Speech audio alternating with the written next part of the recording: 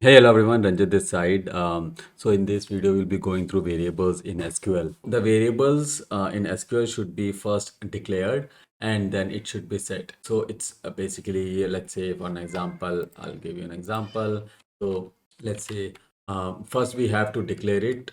So declare, and then at the rate, let's say my integer, right? So and then we need to pass which type of data type it is. So this is a first statement, and then we need to set it as well. So and then when we set it, my integer is equal to, let's say, 5, or let's say 10, right? So this is how you declare and set a variable. Now before going further, where does this basically use, right? I mean, in the day to day select statement, or let's say views, we generally don't see use of variables. But see, it's when you work on, let's say, store procedures, or let's say when you work with functions, this is very much common, I would say. Or let's say when you work with triggers as well, you need to pass variables from the programming language, or let's say some code to from the front end towards the back end. You need to pass some variables. For that, you can use the variable in SQL. I started using variables when I was working with C sharp programming language for the web development as well as the software development, and that's how I got to know that variables can be used both in the programming as well as in the SQL part.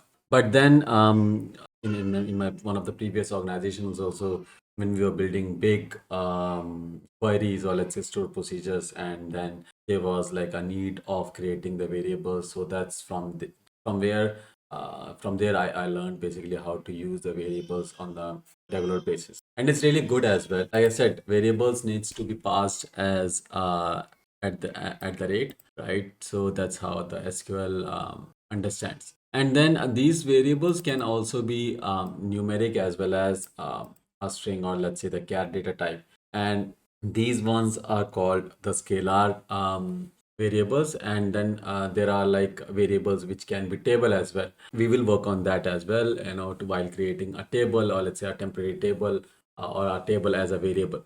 And then these variables can be used for algebraic operations, let's say some subtract, or addition, subtract, multiplication, and division as well. So these are called the compound operators, right? So you can use, I'll come on to that. Basically, the compound operators can help in changing the value, or addition, yeah, changing the current value to something else. So I will give you an example how this can be done, right? Let's say you have declared and said these are the like mandatory statements that you need to write. Now, how do you select it? So basically, you can say select at the rate my integer.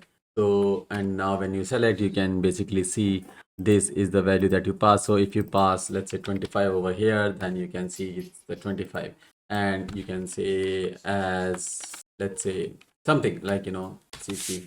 And so you can give the alias as well, right? So now after this, what you can also do is, so this was basically the scalar function, right? Now we have a table as well, right? So it's a number. So before the table part, let's work on some compound operators. So let's say passing that at the rate my integer is equal to, let's say, plus equal to 25, right? And then if I say select statement, so it will be, so now it gives you 50. So earlier it was 25, now it's 50. So because we added 25, so it's or let's say just add 5 so that it's not confusing for you. So now earlier it was 25, now it's 30, right? So that's how you can do that. And then similarly you can do is you can subtract again. So now the why is it like 25 and 30 and not like no, see, because the value of this variable is being passed on from one variable to the other one. So with each statement, the variables gets changed, right? So earlier it was 25, now it's 25, then it became 30, then again from the this variable we reduced or subtracted minus 5 or 5, so then we have 25. So this was a scalar, and then if we talk about the table variable, so let's say I will declare a table first, declare, right, and then I'm saying let's say my age, and then I'm declaring it as table, and then I'm passing age as, let's say, integer. So there should be a bracket if I'm not wrong, and then let's pass something else as well, and name, let's say varchar. I'm passing it as, let's say, maximum. Generally you should not be passing maximum, but it's for the time being, right? So now this has created a table. Let me just run this. So we have declared it, right? And then let me insert some data. Insert into at the rate is equal to values, and I'm passing some values, let's say 25. I would say Ranjit. Let me insert some more, so 30, and then we have 35. So yes, you, and then we have Pawan, right? So now if I insert it, so it will be like this one. Must declare the variable, sorry. So it needs to be run together, right? So one row affected. Now if I think it that's how it is. It should be, or I think everything needs to be run together. Sorry, I forgot. But let's declare it, right? Let's declare one thing more. Let's say email ID as should be, and varchar max, and then let's set email ID is equal to, let's say, select what age from at the rate my age, where what was it, name, yeah, name equal to Ranjit, right? And then select at email, and then let's select at my age. So basically all these need to be done together.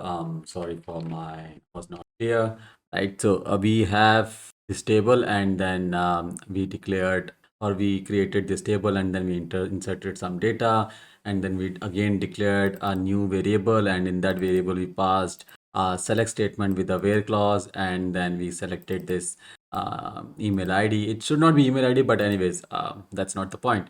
And then so this is how the age of Ranjit was 25, so it returned 25, and this is the table which we created and inserted the data, right? So this is how you can use the variable in the SQL.